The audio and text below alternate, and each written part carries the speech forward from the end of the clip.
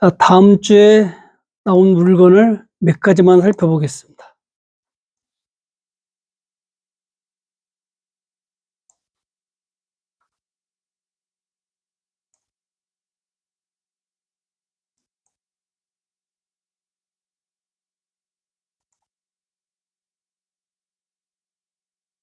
아산만 94건이 나왔습니다. 천안 아산은 302건이 나오고 굉장히 많이 나왔죠, 물건들이요. 그래, 물건을 사실 분은 조금 더 기다리세요. 그러면은 좀 더 싸게 살 수 있으니까.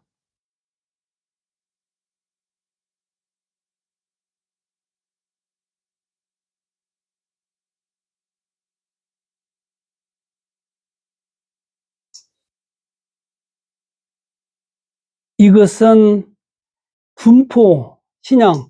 우리 그 수도권에서는 그 천안, 아산 그 위에도 마찬가지지만은 그 한때 전원주택 바람이 불어가지고 그 엄청나게 많은 곳에 그 택지 조성을 하다가 부도가 났습니다. 그 엔데믹이라고 그러죠. 엔데믹. 그때 예, 실제로 지금 아마 주택의 버금이 부동산의 버금이 빠지고 있는 과정이라고 볼 수도 있습니다. 이건 보시다시피 249번지를 분필을 해놨어요. 크기를 이렇게 전부 다 나눠가지고, 예, 이 번지는, 분필은 원래 249번지를 분필을 하면은 다시 1, 2, 3 주는데, 예, 또 다시 합필을 하면은 밑에 수, 정수로 합해집니다. 그 분필은 자유롭게 할 수가 있고, 아까 저 최소 분할 면적만 넣으면은 분필이 되고, 합필은 소유자가 갖고, 그 다음에 붙어 있고, 지목이 같은 경우는 또 합필도 할 수가 있습니다. 이 분필을 해놓고 여기에는 집을 쳐놨네요.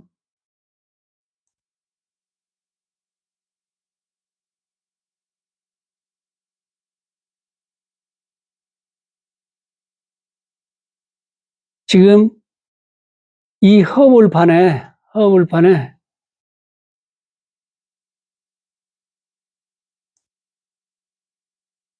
전부 다 이렇게 지금 형질 변경까지 해놓고 그 부도가 난 그런 상황입니다.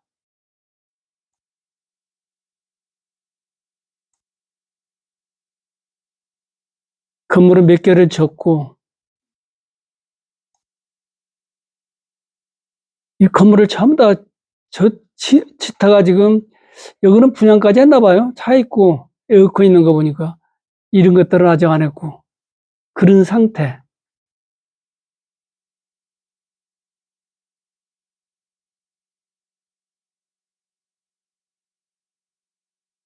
일단 그 물건들을 싹 한번 살펴보고 그 다음에 지목에 대해서 설명을 드리겠습니다.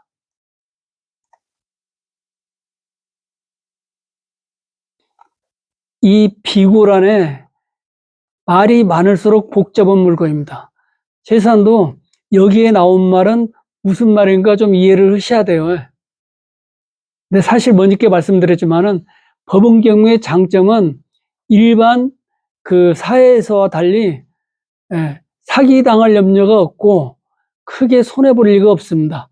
국가기관과 그 다음에 금융기관에서 전부 다 감정을 해놓고 절대로 돈이 되지 않는 것은 금융기관에서 담보해주지 않습니다. 그 다음에 법원서는 민사집행법이랄지 민법에 의해서 특히 민사집행법에 의해서 그 채권자, 채무자를 누구한테 유리하지 않고 공평하게 전부 다가 하기 때문에 누구 한 명이 손해보지 않습니다. 그게 경매의 장점이에요.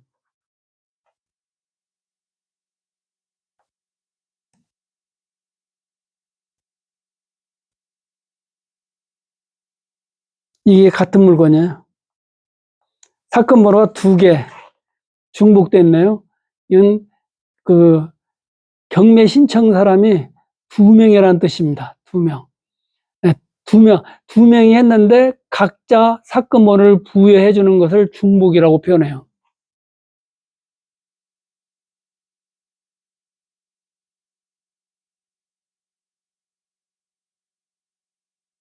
여기는 그 대지,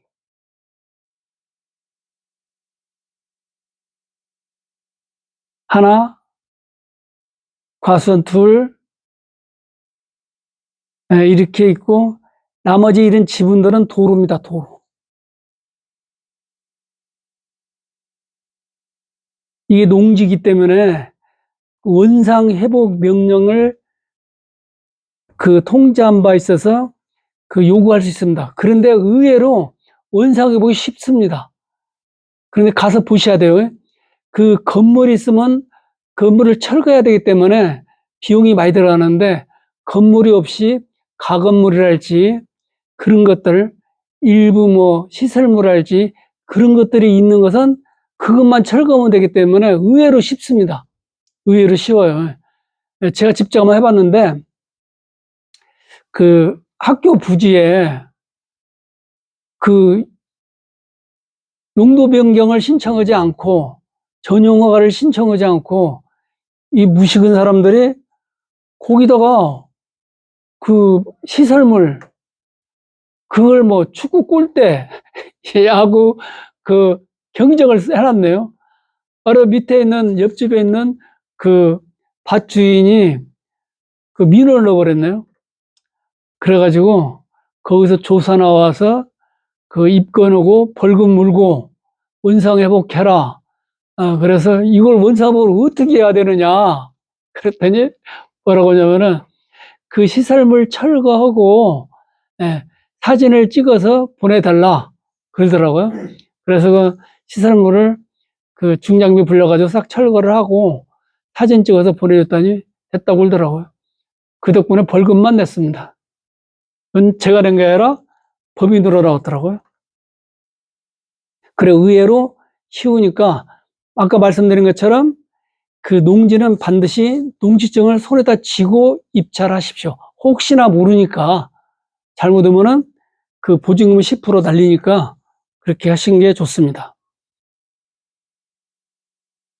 그리고 가서 자꾸 그 관계 사람한테 물어보면은 요새는 굉장히 친절하게 잘 알려줍니다. 여기도 그런 거고. 지금 벌써 3개차 나오잖아요, 그런 것들이. 네. 에어컨을 누가 틀어놓은 거예요, 도대체가.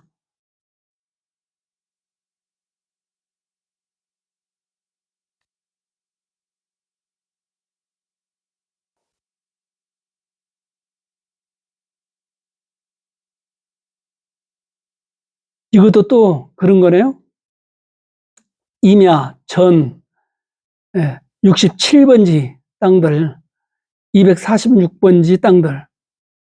그러니까 일부는 팔리고, 일부는 안 팔리고, 그런 상태라고 보면 됩니다. 지금 그게 몇 개에서 나왔잖아요. 하여튼, 그 주마다 이런 것들이 많이 나오고 있습니다. 그런데 이게 전망이 없어요, 이게. 그래서 이런 일이 벌어지고 있는 거예요. 이것도 결국 그런 물건들이고.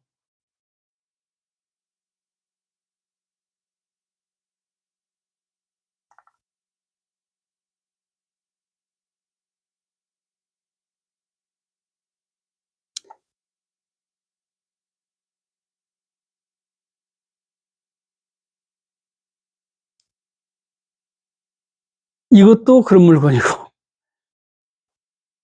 그 다음에 이제 그 면적이 적거나 지분으로 되어 있는 건 전부 다 길입니다, 길.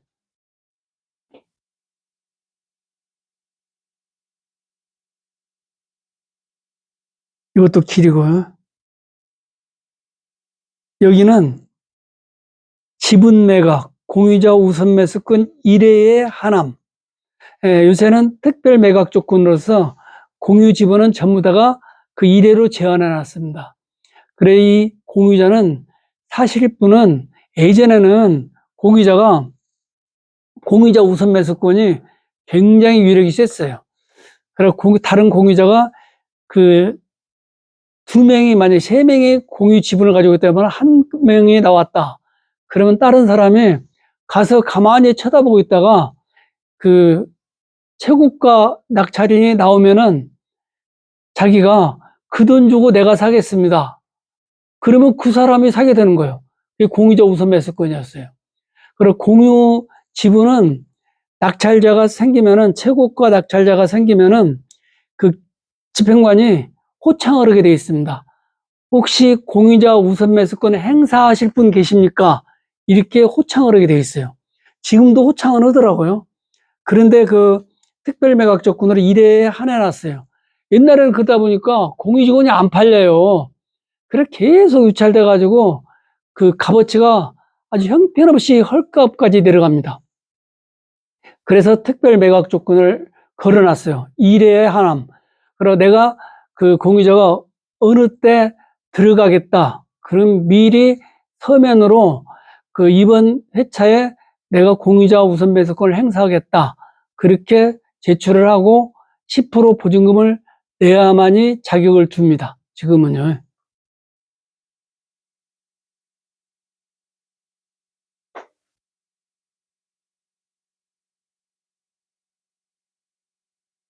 그리고 유치권 같은 경우는 다음 채권하고 물권일 때 상세히 설명드리겠습니다.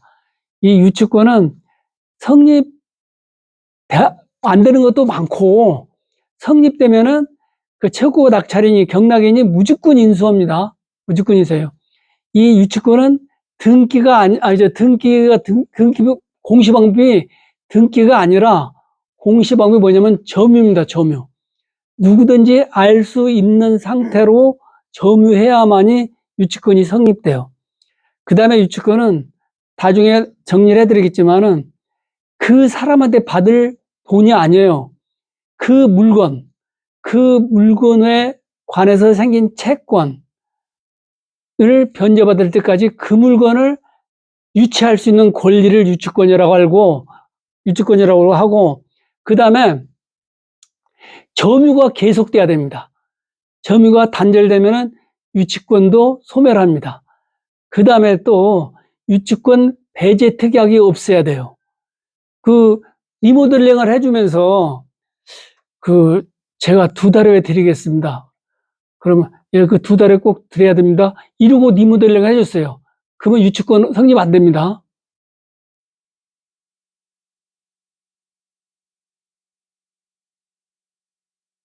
그리고 지분들이 각각다 나오는데, 이 지분들은 지분을 잡아놓고 금융기관에서 대출해 주지 않습니다. 금융기관에서는 손해볼 짓 안 해요. 그리고 왜 지분이 경매로 나오느냐? 원래 한 사람 소유였는데 이 사람이 그 부동산을 저당 잡히고 돈을 빌렸어요. 근데 그분이 돌아가셨네, 빚을 못 갚고. 이러면은 그 상속인들한테 권리와 의무가 전부 승계돼 버려요. 그래서 지분대로 부채도 승계되기 때문에 지분 승계가 돼 버리는 거예요. 예, 그래서 지분이 결과적으로 경매 나오는 거예요. 근데 잘못 이해하시면은 은행에서 지분 잡혀놓고 돈 빌린 줄 알아요. 은행은 절대 그런 짓 안 합니다. 은행은 임차인 있으면 절대로 돈 빌려주지 않고, 예, 또 놀고 있는 땅이랄지 임야 전답은 반드시 저당권 설정할 때 지상권도 같이 설정하고, 그 사람들은 정말 전문가들이기 때문에 자기들이 손해볼 짓은 절대 안 해요. 그래서 법원경매, 임의경매로 나온 것들은 물건이 대부분 괜찮습니다.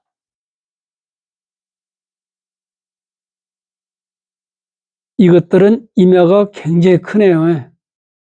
50억으로 평가됐네요. 이렇게 필지가 큰 것들은 잘 안 나옵니다. 이런 것들은 돈 있는 사람들은 위치 봐가지고 투자할 만한 가치가 있는 거예요. 36만 6,942평방미터. 평으로 오면은 거의 10만 평. 그 다음에 한 3만 평. 그 다음에 또 10,000평. 예, 굉장히 큰 땅이죠. 이렇게 큰 땅은 많지 않아요. 이런 것들은 돈 있는 분은 사놓으면은 다른데 할 수가 있죠. 특히 그 골프장 같은 거, 예, 이런 것들은 제일 문제가 그 땅 사들이는 거거든요. 골프장은. 그런데 이렇게 큰 필지 나온 것들은 그 아주 좋은 기회죠. 이게 지금 10만 평, 한 15만 평. 그러면은 딱 좋은 9월 정도 나오겠네요. 9월.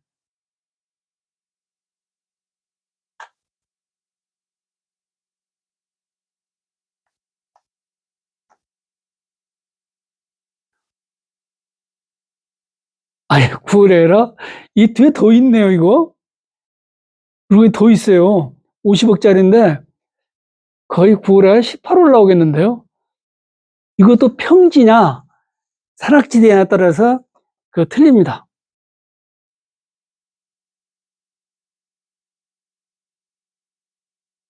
임야.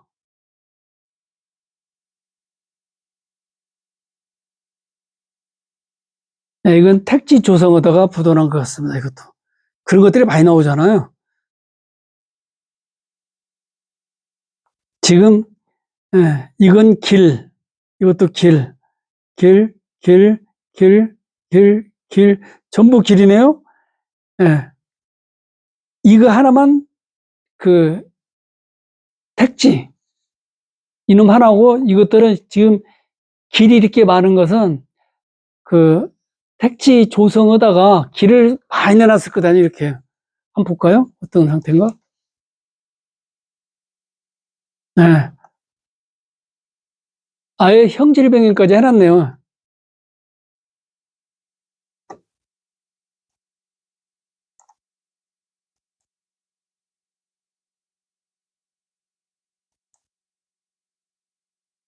이 길들이 많잖아요. 택지가 있으니까.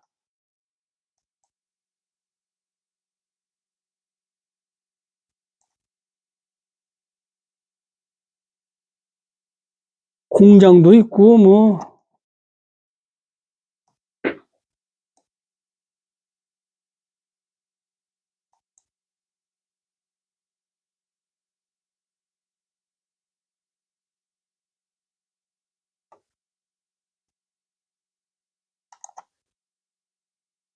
전부 다 그런 물건들이고, 우리한테 필요 없으니까 넘어가겠습니다. 이것도 그런 거.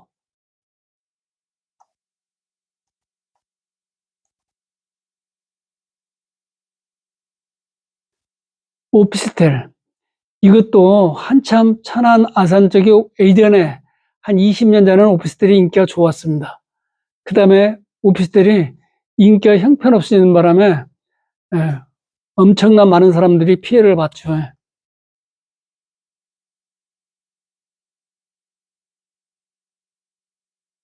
이것이 특이한 물건인데 혹시 관심 있는 분은 그 한번 가보십시오.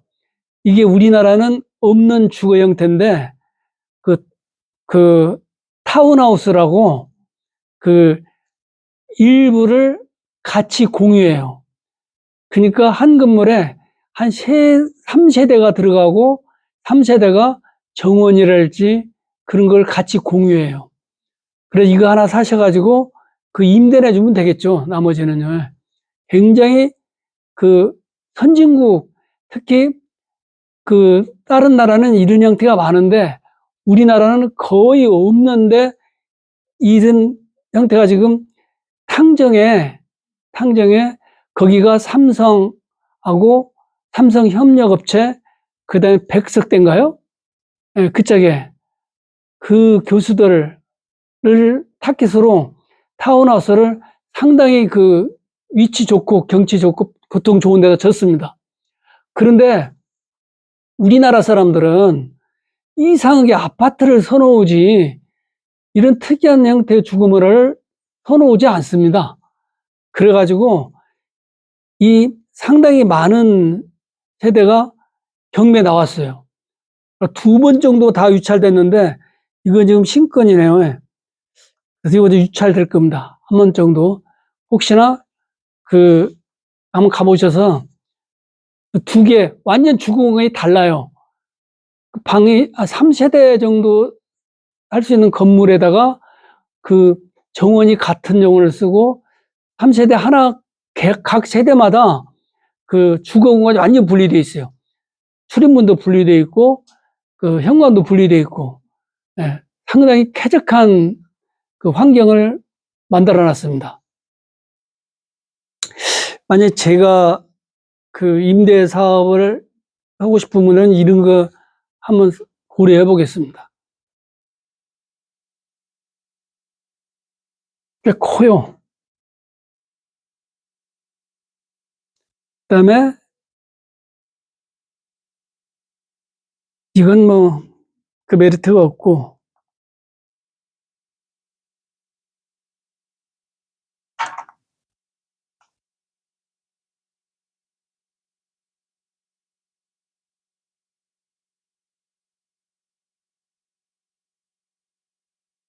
밭 전이죠.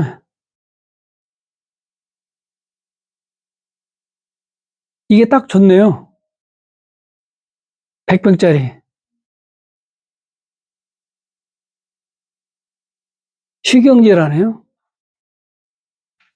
유찰이 2번 돼가지고 5천만 원까지 떨어졌네요. 아마 그런 거 이거 보니까 집 질 수 있는 땅인 것 같아요. 좀 이따 말씀드리겠지만은 이런 것들은 지목 변경하는 방법이 이 영인 면사무소 가가지고 전용 허가를 받고 그다음에 형질 변경을 신청하고 그다음에 토목공사를 해가지고 건축을 하고 그다음에 사용 승인 받고 그다음에 지목을 대지로 변경합니다. 그런 순서에 따라서요.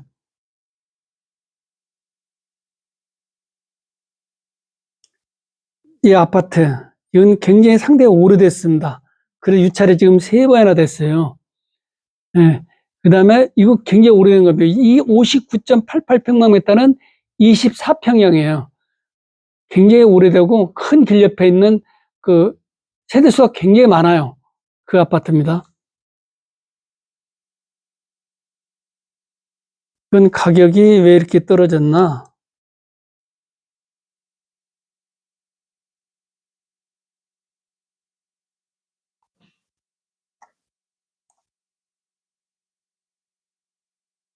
강제경매. 임의경매가 아니고 강제경매. 임의경매는 담보물권 실행, 저당권 실행이라고 보면 되고 그 위에 건 전부 다 강제경매.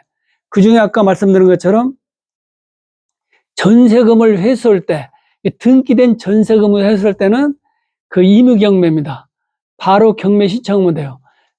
우리 민법 용익물권 전세권 뒷부분에 보증금 전세금을 회수하는 방법, 경매 신청권에 관한 조항이 첨가되어 있습니다. 그런데 전세 등기되어 있지 않는 전세, 그것은 보증금을 회수하려면은 소송을 제기해야 돼요. 보증금 반환 청구소를 제기해야 돼요. 근데 다행히도 소송을 제기할 때는 일반 소송이 아니라 소액사건 심판법에 따릅니다. 그래서 그것도 역시 빠른 시간 내에 재판이 끝나요. 변호사 필요 없이 빠른 시간 내에 법원에서 재판을 해줍니다. 그것은 어디에 나오냐면은 주택임대차보호법이나 상가건물 임대차보호법 제일 뒤에 조문을 하나 써놨어요. 보증금 반환 소송은 소액사건 심판법을 준용한다. 이렇게 써놨습니다. 그 조항이 없었으면은 일반 소송을 진행하려면은 몇 년 걸려요. 변호사도 필요고. 아주 복잡해집니다.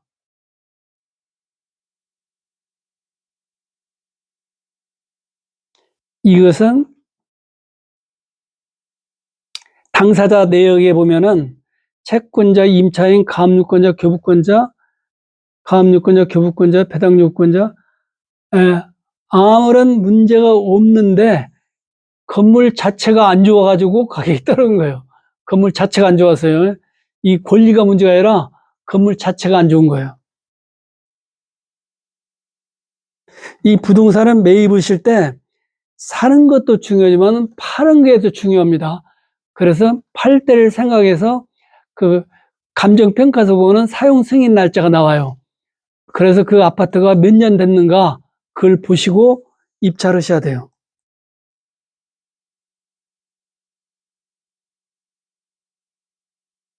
한 칸 더 눌려버렸네요.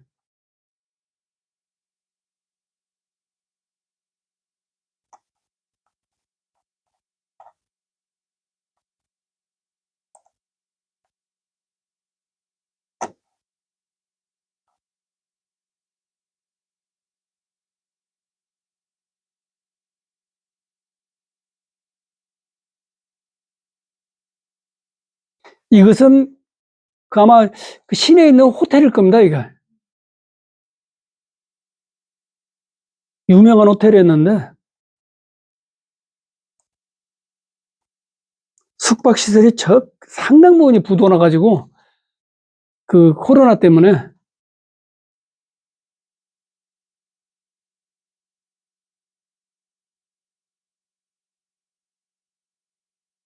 탕정은 땅이 비쌉니다. 탕정은 그 삼성 벽석대 때문에 굉장히 비싸요. 예전에 한 30년 전, 20년 전에는 그거 굉장히 쌌어요. 그런데 오늘 갑자기 땅값이 엄청 올라가더라고. 막 아파트도 막 들어서고, 원룸도 막 들어서고, 그 지중해 마을인가? 거기도 막 들어서고, 그 아마 아산시 맛집은 거의 다 몰린 것 같아요. 사람들 엄청 많더라고요. 그래도 소문난 잔치집이라서 몇 번 가봤죠. 가봤더니 젊은 사람만 바글바글하고 맛은 별로 없더라고요. 우리 맛은 안 맞더라고요. 근데 사람들 엄청 많아요. 아파트도 쓸만한 게 몇 개 나왔던데 빨리 보고 이놈 이건 별로.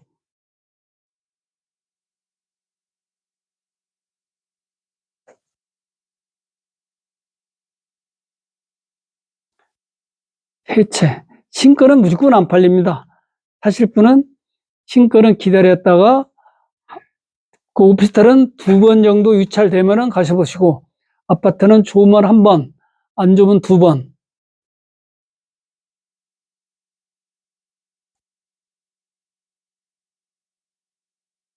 뭐라 봤던데 지나갔던데 여기서부터 봤죠?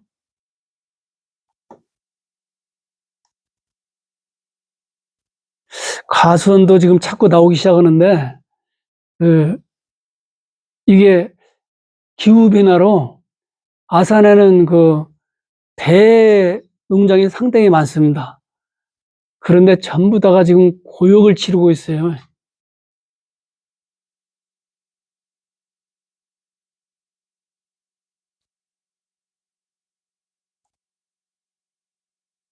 물건들이 많이 나와요.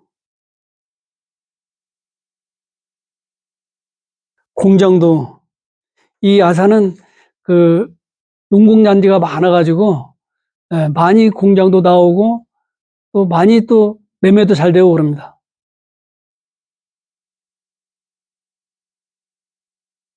상가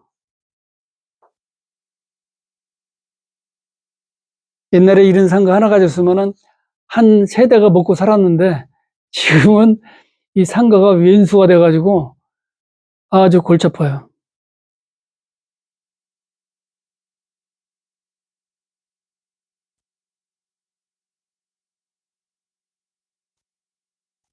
이것이 그 옛날에 삼성 임직원용 아파트 그 트라펠리스 꽤 유명하죠. 아산서는 이게. 예. 그게 관리 주차가 넘어갔다고 그래요. 다른 데로. 그다음부터 경매가 심심찮게 나오고 있습니다. 이게 23층 34평 4억 2,900 이게 언제 증거냐면은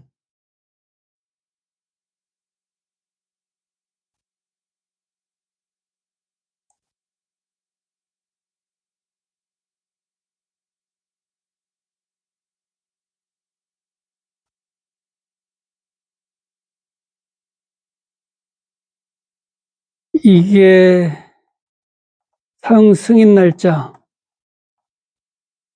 나올 때 됐는데,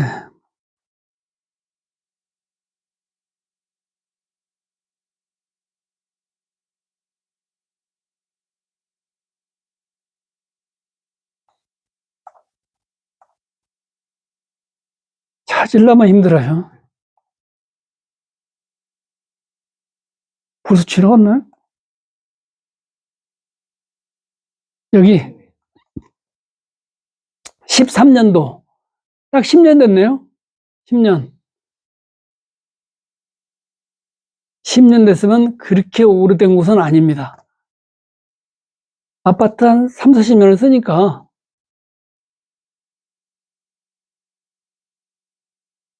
그 다음에 이걸 사시려면은, 이거 강제경매네요. 이걸 사시려면은 그 당사자 내역 보시고 채권자 임차인 있네요. 임차인, 교부권자, 채무자 겸 소유권자, 교부권자, 교부권자. 교부권자는 국가기관이라고 생각하시면 되고, 임차인, 이 사람이 지금 그 어떤 상태에 있는가를 확인하셔야 됩니다. 즉, 내가 인수할 수 있는 금액이 있는가 없는가를 확인하셔야 돼요. 확인하는 방법은 전입세대 열람원을 발급받아야 돼요. 전입세대 열람원 발급받으시려면은 이 화면을 인쇄를 해가지고 그 가까운 주민센터 가서 그 전입세대 열람원 신청서를 제출하면은 거기서 띄워줍니다. 이거 복사 안 하면 안 해줘요. 예, 복사 안 해주면은 그 임대인과 임차인만 띄워볼 수 있는데, 임차인은 그 만약에 임대차 계약을 한 사람은 임대인의 위임장을 받아서 떼어볼 수 있습니다. 그런데 그 입찰한 것은 입찰 나온, 경매로 나온 물건은 입찰자는 그 전입세 열람원을 그 열람할 수 있게끔 해놨어요. 그 다음에 여기 문건 송달 내역 들어가시면은 채권자 쭉 보면은 임차인이 배당 요구 신청을 했네요. 이럴 경우는 크게 문제가 되지 않습니다. 그래 아마 여기 이걸 등기부 등본, 그러니까 등기사항 전부 증명사고, 그 다음에 그 그 전유세 열람원 두 개를 비교해 보시면은 이 그 임차인이 대항력과 우선 변제권을 가지고 있는 사람일 확률이 굉장히 큽니다. 우리는 대항력과 우선 변제권, 즉 무슨 말이냐면은 전입신고와 그 다음에 이사와 그 다음에 확장일자를 받은 임차인이다 생각하셔야 돼요. 요새는 그게 상식이 돼 있으니까 그렇게 하고 권리 분석을 들어가야 됩니다. 이 사람이 1순위가 있다. 1순위다. 예.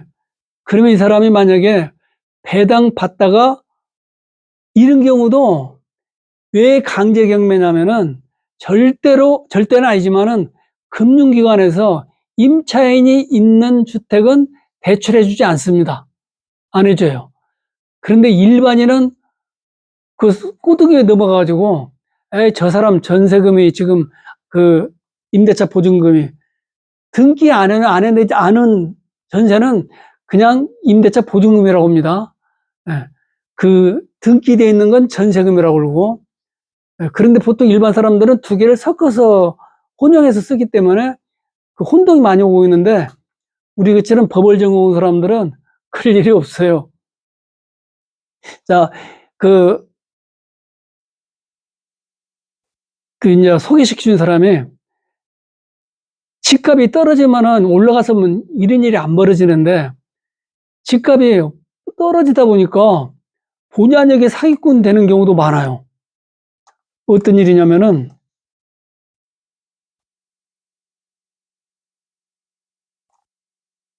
이건 무조건 유찰됩니다. 이게 아마 분양될 때 가격이 34평형이니까 그때 아마 1,500만 원? 그 정도 됐죠, 이게. 그러면 얼마쯤 돼요, 이게? 한 5억 정도 됐겠네요. 대충. 아, 이거 사보신 분 안 계세요? 그 아산에서 제일 괜찮은 아파트로 소문났었는데 분양가 쌌어요? 1,000만 원이 안 됐어요? 지금은 1,000만 원이 넘네요. 하여튼 최고가격은 거의 핏까지 합해서 한 1,500만 원 갔을 거예요. 왜냐면 그 옆에 바로 옆에 그 천안 쪽이 그 4년 전 분양 가격이 평당 거의 좀 많이 난 거 1,500만 원 이상 갔으니까 예, 그 정도 가격까지 올라갔을 거예요, 아마. 그런데 뭐 10년 전에 1,000만 원이면은 비싼 거죠. 자, 이 공인중개사, 소개시켜준 공인중개사가 그, 야, 딱 뭐 존입세대 연락문을 띄워보니까, 임차인이 있네? 그런데 그 일반인이 돈을 빌려주려고 하니까 이 집주인이 돈 빌려달라고 빌려주면서 이 보증금 얼마입니까? 물어보니까 보증금이 한 2억 정도 아니면 3억 정도 있다. 이렇게 이야기를 해요. 그러면서 아, 이건 집값이 지금 한 5억 가니까 2억 정도. 그다음 내년 또 올라가고 있으니까 그 한 2억 정도 저당권 설정해도 받을 수 있다. 이렇게 이야기를 해줬네요. 그런데 갑작스럽게 집값이 떨어져가지고 이게 지금 얼마에 팔리냐면은 이게 한 3억 7천, 3억 7천이나 8천에 팔릴 거예요. 그러면 3억 주고 나면은 그 얼마 못 받잖아요. 두 번째가. 그런 이상한 일이 벌어져요. 그런데 임차인은 배당 신청을 했어요. 그럴 경우는 이 사람이 받다가 못 받은 금액 있음만 경락인이 인수하면 됩니다. 인수하면 돼요. 예. 그렇기 때문에 이 임차인이 배당 신청을 했을 경우는 걱정하지 않아도 됩니다. 사도 돼요. 입찰해도 돼요. 그런데 아까 그 문건 송달 내역 보니까 이 사람이 대학력과 우수 면접과 있는 사람 같은데도 배당 신청 안 해버렸어요. 이런 경우는 하시면 안 돼요. 왜 그러냐면은 법대로 오면은 내가 이기지만 그러니까 임차인은요 무조건 배당 신청해야 돼요. 배당 신청하라고 통지서가 와요. 그럼 무조건 신청해야 돼요. 무조건.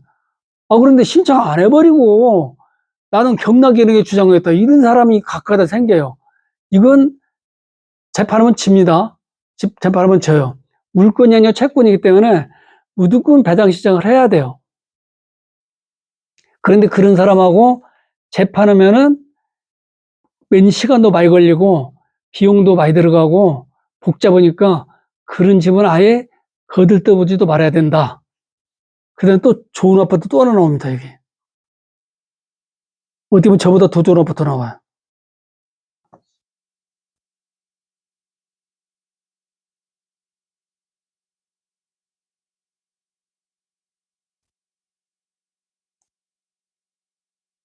이것은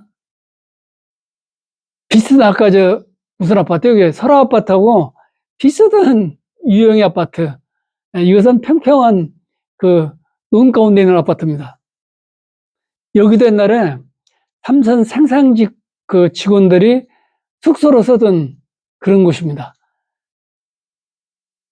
여기 초원 아파트 졌을 때 분양이 안 돼가지고 그 회사에서 세 채 합해서 얼마 줄 테니까 사라고 이렇게 흔적도 있었어요. 그때 샀으면은 돈이 됐는데 이게 뭐가 눈에 쓰였나 그런 걸 왜 사냐 그래가지고 안 샀습니다. 한 두 번 좋은 기회가 있었는데 세종시에 있는 아파트들이 분양이 좀 안 돼가지고 초창기에 우리 직원들이 빚내서 많이 분양받았습니다. 그리고 좀 있으니까 아파트가 막 천정부지로 오른 거예요, 막 이게. 그리고 피를 막 몇 억씩 내는 거예요, 이게. 그때 속이 얼마나 쓰린지. 예. 그리고 우리가 이제 바보들이라는데 우리가 바보였어요, 알고 보니까. 그리고 후배들 집 많이 샀습니다, 그때. 여기도 공정용지.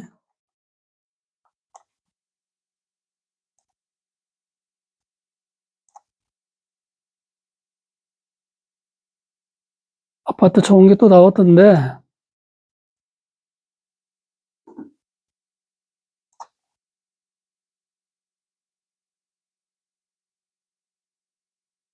단독주택은 다음 기회에 한번 설명드리겠습니다.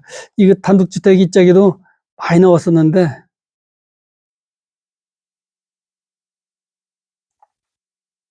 이런 단독주택에서는요, 이건가 본데, 그, 텃세 같은 거 없습니다. 수십 채를 그 택지 조성해가지고 지금 일부는 분양을 하고, 일부는 그 짓는 도중, 일부는 텃밭기도 안 했고, 그런 상태도 부도난 것들이에요. 그러나 두세 번 떨어집니다. 유찰이 됩니다. 또 혹시 전원 생활하실 분은 가서 보면 걱정스럽지만은, 예, 좀 좋은 거 나오면 그 하나 사시면 아파트 들어간 것보다 이거 들어간 게, 왜냐면 이 땅이 200평이에요. 200평. 그 건물은 가면 갈수록 감가상각이 이루어지지만은 토지는 가면 갈수록 가격이 올라갑니다. 예, 그래서 토지가 좀 넓은 땅, 예, 사가지고 일부는 텃밭도 쓰고, 예, 그 전원주택 쓰시면은 굉장히 좋죠. 전원주택에 사신 분들은 아파트 생활 못 합니다. 반대로 아파트 생활에 길들여진 사람은 전원주택 못 살아요. 불편해서요. 그 다음에 이제 도의지 사는 사람들은 또 옛날엔 실버타운이랄지 그런 게 상당히 나이 드신 분이 전원 생활을 한다, 나이 드신 분은 시내에 가까운 데 있어야 돼요. 그래야 무슨 일이 아프면은 병원에도 빨리 가고, 그 다음에 나이 드신 분들이 어떻게 밥을 해 먹고 청소를 어떻게 하고 이 정원을 어떻게 갖고 오겠어요. 이것도 젊은 사람들 이야기예요. 나이 드신 분들은요, 요새 서울 그 주택이 어떻게 변하냐면은 그 오히려 그 생활 공간을 공유할 수 있는 그 주택 문화가 발달되고 있습니다. 그래 식사도 본인들이 하는 게 아니라 그 아침 저녁은 그 식당에서 해결하는 걸로, 그 점심은 이제 자기들이 알아서 나가서 사 먹든지 집에서 좀 때우든지, 식사비는 보니까 그 11,000원에서 15,000원 사이. 예, 그런데 안에 굉장히 그 식사 질이 좋더라고요. 아주 전문 영양사가, 예, 조리사와 그 식사를 만들어 가지고 공급해 줘요. 그 연세 드시고는 하여튼 식사 먹는 게 제일 중요하거든요. 잘 먹으면은 절대로 죽지 않습니다. 못 먹어서 죽는 거예요. 이것도 저는 생활할 때는 하실 분은 자기가 짓지 말고 가서 보십시오. 저런 건물을 지려면은 그 자기가 땅 사서 집을 짓다, 그 다음에 그 기반 시설 한다, 최소한도 거의 10억 가까이 들어갑니다. 그런데 이것들은 한번 유찰되면은 한 3억, 4억 정도면 사니까, 예, 그런데 한번 생각해 보시면 좋습니다.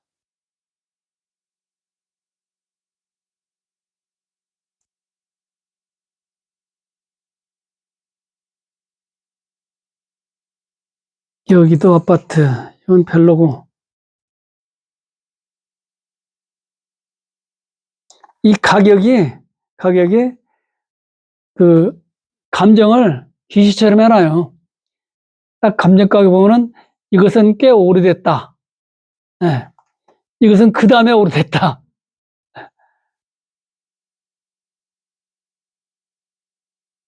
그 다음에,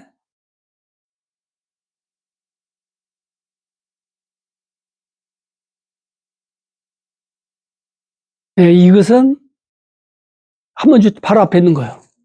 저 앞에. 아, 이거 지타만 거 아니고 큰 길 건너서. 예, 이거 굉장히 인기 있는 아파트입니다. 모압 이래도 꽤 오래됐음에도 불구하고, 예, 상당히 인기 있는 아파트예요.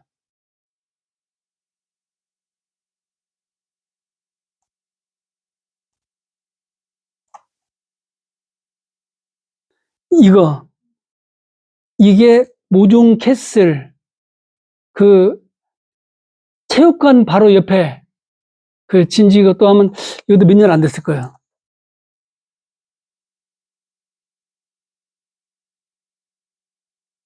네, 이게 새로 진 것들이에요.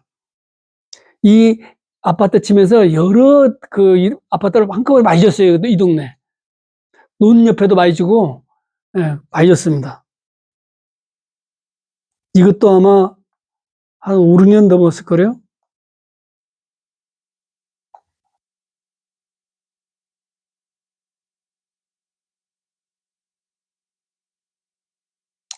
이 감정평가사는 초식이 같습니다.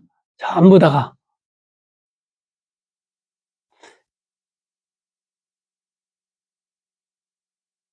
아마 직원이 컨트롤 V형은 딱 맞을 거예요. 똑같아요, 전부 다가요.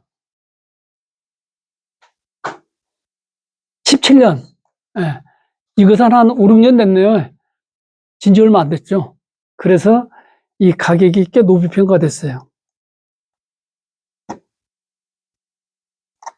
이런 것들은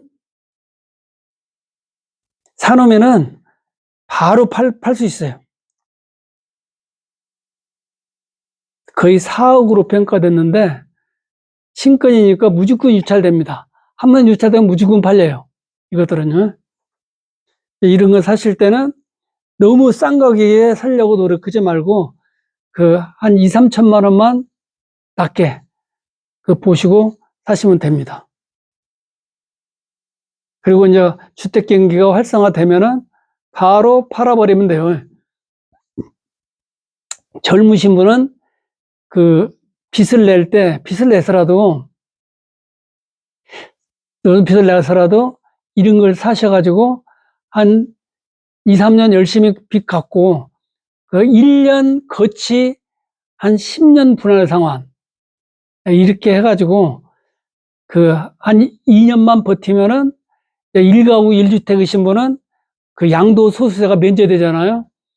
그때 팔으면은 이 경매에서 한 2, 3천만 원 저렴하게 샀고 그 다음에 원위치 올라가서 또 좀 올라가면은 한 3, 4천 이득 보고 그럼 나중에 한 3년 있다 팔면은 자기가 샀던 금액보다도 한 몇천만 원 이득 보죠.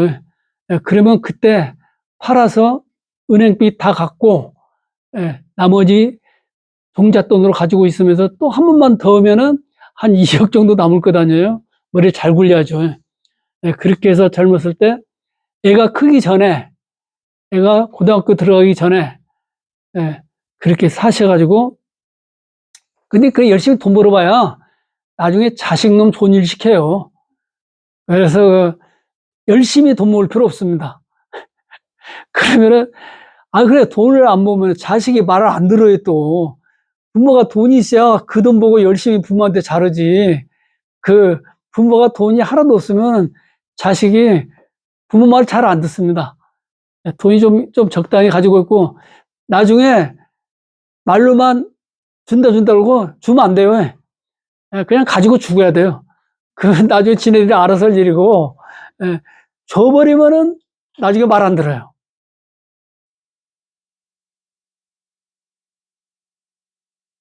그 다음에 이 배방 자이 아파트, 이건 꽤 오래된 아파트입니다. 이 배방에 아파트가 많잖아요, 거기. 꽤 오래된 아파트예요.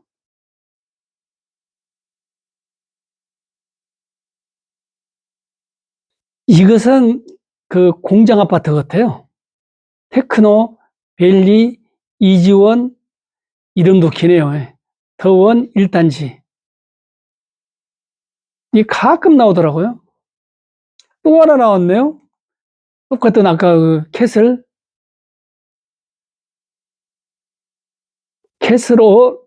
어울림 1단지. 똑같네요, 가격도. 아까는 23층인데 이건 17층. 지금 새로 진 아파트들이 경매 나오기 시작하잖아요.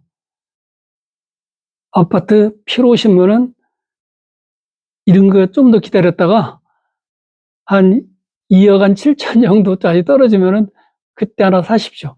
그러면 무조건 1억 이상 버는 겁니다. 어차피 그 종잣돈 젊었을 때 돈 모으는 방법은 우리나라는 아직까지 부동산밖에 없습니다. 저축 100 내려봐야 저축이 안 돼요. 다 씁니다. 찾아서. 빚이 좀 있어야 적당한 스트레스도 받고 건강에도 좋아요. 그 다음에 또 생활 습관도 좋아지고, 생활 습관 좋아지면 건강에 좋아지고. 아예 지금 빚 갚을 돈이 없는데 어떻게 술 먹겠어요? 친구가 술 한잔 하자. 그러면 이제 마누라 핑계 대는 거죠. 야, 지금 마누라 아파. 그리고 또 마누라는 그 남편 핑계 대고. 이러면서 그 돈 모으는 거죠, 뭐. 회사에서도 그래요. 자기가 실권자이면서 뭐라, 야, 알다시피 나 실시만 하나도 없어. 그래, 거짓말해요. 그래야 돈 안 빌려주죠.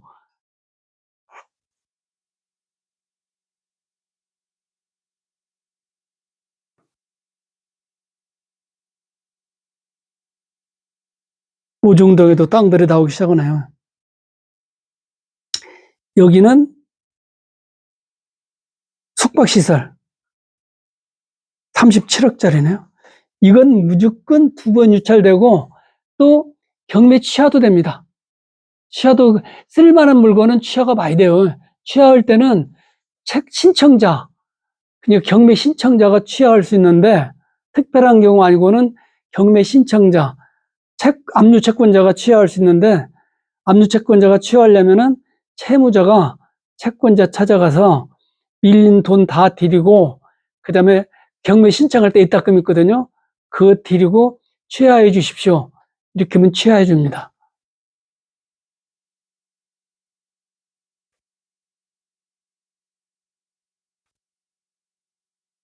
이건 더 비싼 거 나왔네요. 신형, 한들, 물빛, 도시, 지월시티, 센트럴, 참 연병을 해요. 이렇게 길어가지고 어떻게 읽어요, 이거. 이걸 아무래도 시골에 있는 시부모 절대 못 오게 만들려고 이름을 길게 하는 거지. 이거 어떻게 읽었어요, 이걸. 34평. 어디 있는 거예요, 이게?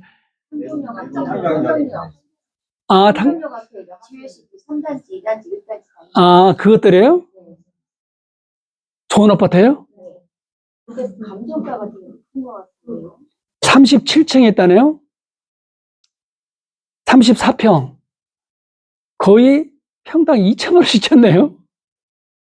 신권. 무조건 떨어지니까 감정은 자르고 잘못한 거 의미가 없습니다. 살 사람이 비싸면 안 사고 싸면 사니까 감정 가격 크게 문제 시비 걸 게 안 돼요. 그런데 감정 해놓은 지가 오래됐잖아요. 그러면은 소유자가 재감정을 요청하면 재감정 한 번 정도는 받아줍니다. 너무 오래됐다. 그러면은요. 자, 이것은 7억 3,600. 예. 신권 무주권 유찰. 너무 비싼데요. 이거 아산치고. 1,000안에 있으면 모르겠네요. 이거 한 번밖에 유찰 안 돼요. 왜냐면 의외로 돈 많은 사람이 많습니다. 예. 우리하고 차원이 달라요.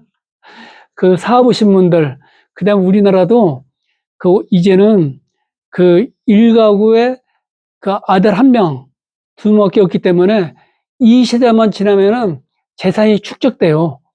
예, 그래서 상당 부분은 재산이 축적돼 가지고 할아버지, 할머니, 아버지, 어머니가 열심히 죽어라고 돈 버는 것들이 그 나중에 자식 하나 있으면은 걔한테 싹 가잖아요. 그러면 기본적으로 10억 이상의 재산을 다 가지게 돼요. 예. 그래서 불쌍한 거죠.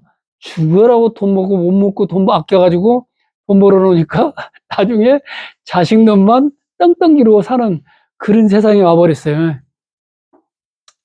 우리 선배들 죽으라고 그 월급 모아가지고 어릴 때부터 돈을 안 쓴 버릇하니까 돈 쓸 줄을 몰라요. 그래가지고 정말로 100원, 1000원짜리도 아껴요.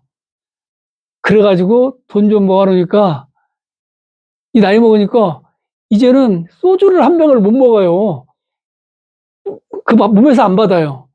그러니까 그 우리 동료 그들 이제 은퇴하고 그러니까 이럴 줄 알았으면 확 다 써버린 건데 괜히 열심히 돈 모아가지고 자식 놈의 새끼만 좋은 일 시킨다고 툴툴툴툴 대요. 자, 이것은 한 번 유찰되고 두 번째 팔립니다. 좋은 아파트이기 때문에. 예. 이런 거 사시면은 무조건 바로 팔 수가 또 있어요. 그러니까 아파트를 사실 때는 제 말 듣고 사지 말고 가서 시세가 어떻게 되는가를 꼼꼼히 찾아보셔야 돼요. 첫 번째, 국토부 그 시세, 실거래 가격 보시고 또 현장 가서 보시고 그 다음에 관리사무소 가가지고 딱 물어보시고 그 옆에 공인중개 사무실 벽에 붙은 것도 참조를 하시고 예, 그렇게 하시고 그 결정을 하셔야 돼요. 그 다음에 기본적인 것은 등기부 등본하고 그 다음에 그 전입세대 얼라면 그런데 그 좋은 아파트, 비싼 아파트는 그 임차인이 크게 문제가 되지 않는 게 대부분이에요. 이건 의무경매네요. 이건 저당권 실행이라는 뜻이에요. 당사자, 승계인, 소유자, 그러니까 승계인은 그 저당금 못 갚아가지고 그 금융기관에 그 추심부로 넘긴 거예요.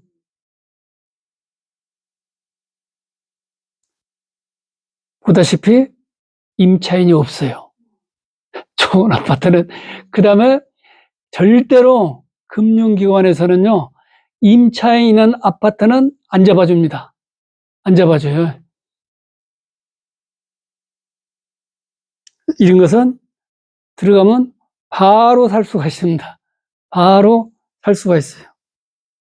그 다음에 재수되면은 또 안에 그 리모델링도 깔끔히 해놓을 수도 있어요. 돈 많은 사람들이기 때문에 들어가서 도배만 하고 살면 됩니다. 그러면 그마다 또 1, 2천만 원 세이브 되는 거죠.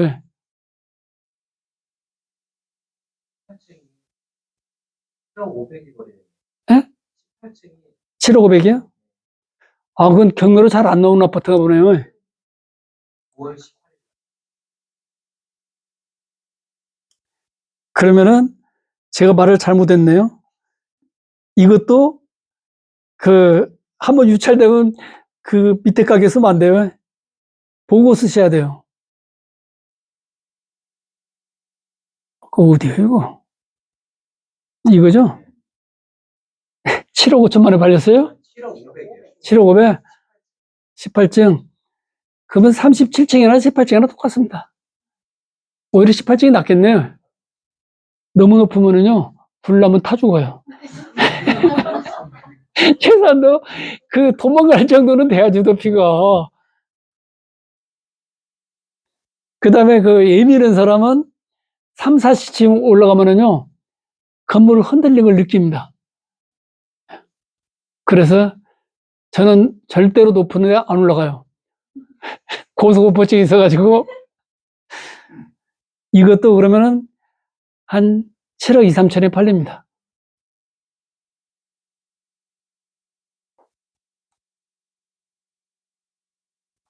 그러니까 저런 것들은요, 자기가 딱 생각할 때 가격 딱 써내고, 누가 필요한 사람 있으면은 그 중에 틀림없이 높은 가격 쓴 사람이 있어요. 그러면 그 사람한테 양보하고, 예, 자기가 생각할 때 한 3, 4천 시가보다도 그 정도 주고 사야 되죠. 누구 같은 사람은 터무니없이 높은 가격 쓰는 사람이 있어요. 그 다음에 그 집은 방향, 예, 그게 굉장히 중요합니다. 앞 건물하고 거리, 그 다음에 그 일조권, 그 다음에 보통 사람들이 뷰라고 하죠. 그 전망, 그 다음에 그 일조권, 이런 것들 다 보셔야 돼요. 바람길, 네, 그런 걸 잘 보시고 사셔야 됩니다. 그 다음에 다세대는 다음에 한번 설명을 해드리겠습니다.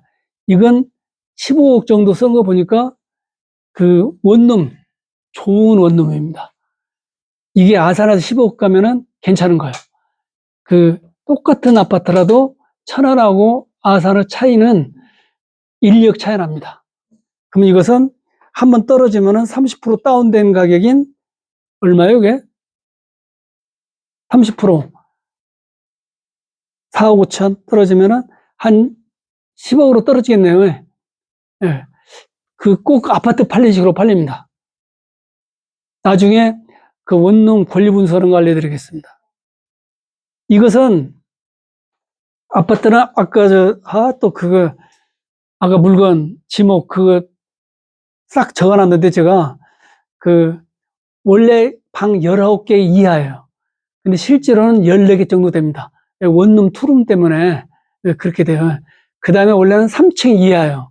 근데 실제 현실에서는 4층으로 주죠. 1층은 층수에 안 들어가요. 그 필로스텍인가 뭔가 하고 그 주차장이나 상가로 사용합니다. 다른 주차 공간이 있을 경우는 상가로 이용을 하고, 예, 다른데 그 공간이 없을 경우는 그 주차장, 그 다음에 위에 쭉 있고, 예, 이 14개 정도로 합니다. 그 옛날엔 남자들의 로망이었죠. 이게 퇴직후에 이거하고 임대료 가지고 그 노후 생활을 보내려고 그 지목 변경이랄지 지목은 다음 주에 드리겠습니다. 네, 수고하셨습니다. 질문 있으면 질문해 주세요.